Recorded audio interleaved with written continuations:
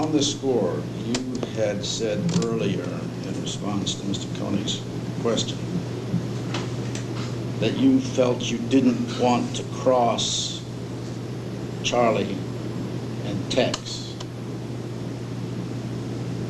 That you were smaller than Tex and you didn't want to cross them or see what would happen between you and Tex and Grogan.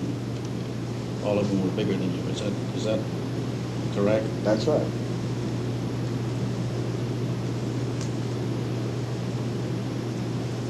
On this instant, well, let me go back a little bit before that. When you found out, as you did, that Bobby Beausoleil had killed Gary Hinman, did you feel that you, at that time, did you feel that you were responsible for Gary's death? Not at that time. How did you rationalize that you weren't responsible for his death?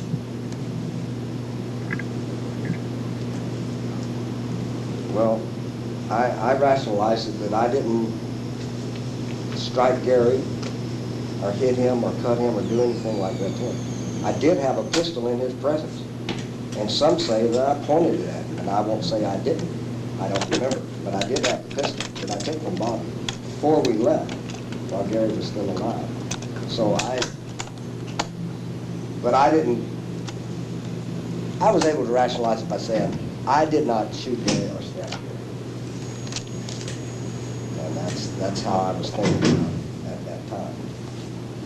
Well, the letter that comes year after year after year from the Sheriff's Department, sometimes a different captain signing it, says that you and your associates tortured Gary. Did you ever torture Gary in any way? No, I did not. No, I was not there with that. Okay, did you strike him? No, I didn't. Did you stab him? No, I did not. Did you hit him? No. How long were you there during the period of time that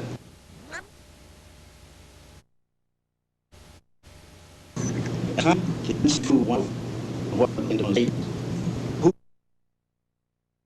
way were you asked? Do you have? I remember the scene. I was approached by Susan Atkins, who said, "We're going out tonight, and we're going to do something crazy," or some words like that. She didn't say exactly what was going to happen or anything about it, but she said, "We're going to do something. Do you want to come or come along with us?" I don't know if it was a request or a command, but I know that I said, "No, I'm not going." And she turned around and left. That was the end of it. The next night, when the LaBiancas were killed, the same thing happened. And they came to me and said, "Are you going?" And I said, "No, I'm not going."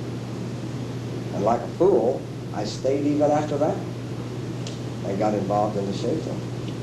All right. It was not Manson personally who asked you to go on what turned out to be the Tate and then the LaBianca killings. No, it was Susan that time. Susan and Mary. Who was it who asked you or told you to come along with them because they were going to kill Shorty? That was Manson. And how many people were present when Manson said that to you? Three or four of them myself. Who were they? Charlie and Clem and Bill Manson. And when you say Charlie and Charlie, you mean Charlie Manson and Charlie Watson? Watson and Manson. Grogan and Vance. As far as you know, Vance did not go. No.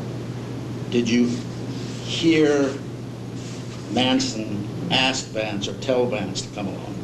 No. And I'm not sure how many people here know specifically the story, but let me just review. Who were in the car with you and where were they sitting? Donald Shea was driving, and Watson was in the right front, I was in the right rear, Rogan was in the left rear. And I think Mr. Koenig has mentioned that Shorty was hit with a wrench. Who did that? Mr. Grove. And then was pulled from the car. Did you go with them when they pulled him from the car? Or did you assist in pulling him from the car, or where were you during this time? I stayed in the back seat of the car for, I don't know, several minutes. What finally got you out of the back seat of the car? Manson pulled up in another car behind us and came by the car I was sitting in and said, let's go down there. And he went. I followed him finally after a few minutes. And you described what happened then as far as his putting a machete in your hand or giving you a machete and telling you to chop off his head? Well, when I got down to it was probably 10 or 20 yards down the bank in the underbrush.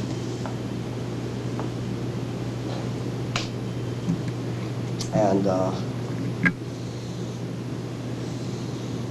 Mr. Shea was seemed to be in a sitting down, lean forward position.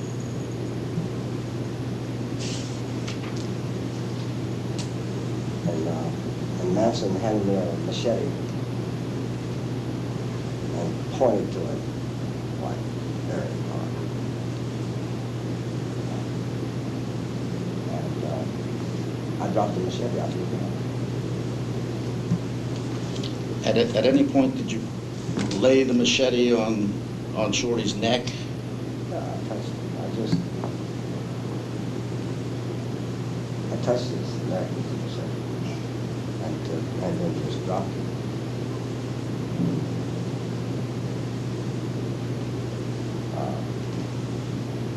I couldn't do what he wanted me to do. And then what happened? Well, then he gave me a knife, a bayonet, kind of a long, thick blade, and I cut Shorty's right shoulder with the tip of the blade.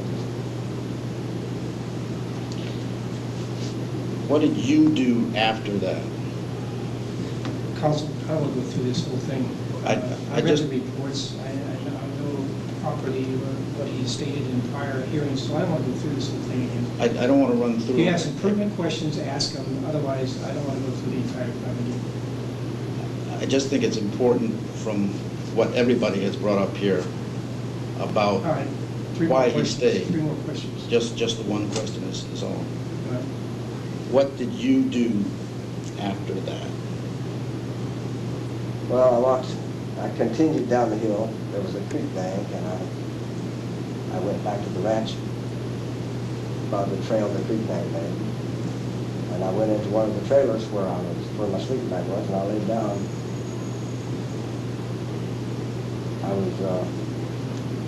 I really was feeling really bad. I know now that I was in a state of shock. I didn't know it then.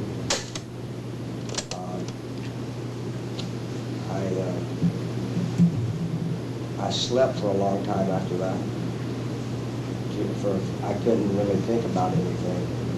For how many days? I don't know. For a couple of days. Well, I don't know how many, shouldn't say. But I was not. And from that time forward, I felt like I was in a foggy state. I mean, it was real, all right. I knew I was awake, but everything felt very different. It was really a very bad situation. And I began to just trying to rationalize what I've done.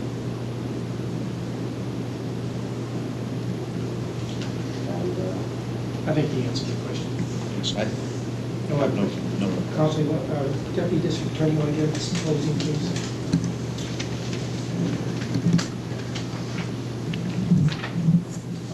Normally I'd be real brief.